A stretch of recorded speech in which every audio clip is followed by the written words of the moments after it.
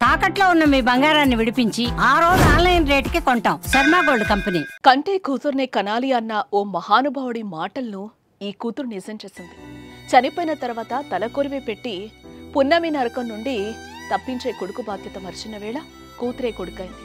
ఆస్తి తన పేరిట రాసివ్వలేదని కోపంతో తండ్రి చనిపోయినా పట్టించుకోలేదు. కర్మకాండల సంగతి అట్టుంచితే కన్న తండ్రిని కడసారి చూసేందుకు కూడా పుత్రరత్నం రాలేదు.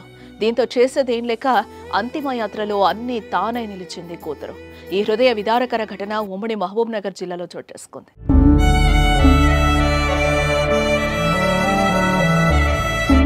నారాయణపేట జిల్లా దామరగిద్ద మండలం క్యాతన్పల్లికి చెందిన Manikya Rao survey and lands records డిపార్ట్మెంట్లో అసిస్టెంట్ డైరెక్టర్గా విధులు నిర్వహించాడు. మాణిక్యరావు దంపతులకు ఒక కుమారుడు, ఇద్దరు కూతుళ్లు. అందరి వివాహాలు జరిపించాడు. భార్య గతంలోనే మరణించడంతో తనకున్న ఆస్తిలో 15 ఎకరాల వ్యవసాయ పొలం, 60 లక్షలు తన కొడుకు గిరీష్కి ఇచ్చాడు. ఇక మహబూబ్ నగర్ పద్మావతి కాలనీలో ఉన్న ఇంటిని ఆర్థికంగా బలహీనతగా ఉన్న పెద్ద కూతురు రాజనందిని పేరిట రిజిస్ట్రేషన్ చేశాడు. ఇదిలా ఉంటే ఇంటిలో బిడ్డల సంరక్షణలో ఉన్న మాణిక్యరావు అనారోగ్యానికి గురై మంగళవారం రాత్రి మృతి చెందాడు. అయితే ఇదే విషయాన్ని హైదరాబాద్ లో ఉన్న కుమారుడు గిరీష్ కు తెలియచేశారు. అయితే తండ్రి అంత్యక్రియలకు వచ్చేందుకు కుమారుడు అంగీకరించలేదు.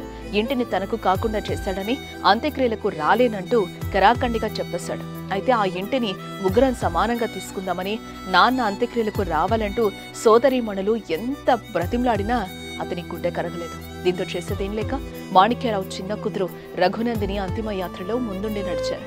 తండ్రికి తలకొరివి పెట్టి అన్నీ తానే నిలిచింది. ఇదిలా ఉంటే తండ్రిపై మమకారం కన్నా ఆస్తికే ప్రాధాన్యతనిచ్చిన కొడుకు పట్ల సర్వత్రా విమర్శలు వ్యక్తమవుతున్నాయి.